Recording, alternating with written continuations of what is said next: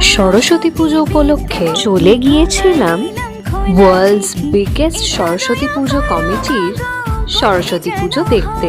তারপর soap bubbles burst করতে করতে পৌঁছে গেলাম বিশাল প্যান্ডেলের সামনে। কি সুন্দর তৈরি করেছে, তাই না? ক্লাব কমিটি থিমের নাম দিয়েছেন শূন্য থেকে পূর্ণ।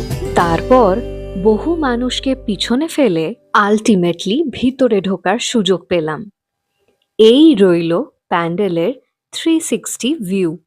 বাগদেবীর অবস্থান কিন্তু সহজপাঠ ও বর্ণপরিচয়ের মধ্যে। চলুন এবার মাকে একটু কাছের থেকে দর্শন করি। ঠাকুর দেখে কেমন লাগলো?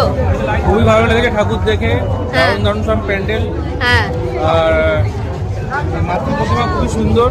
কি মাতৃ প্রতিমা হ্যাঁ সুন্দর, খুবই সুন্দর। হ্যাঁ। এবার আমরা কোথায় যাব? এবার আমরা মেলা দেখতে যাব। মেলা দেখতে যাব। এবার সোজা চলে গেলাম মেলা প্রাঙ্গণে। খুঁজে পেলাম ছোট্টবেলার সেই নস্টালজিয়া।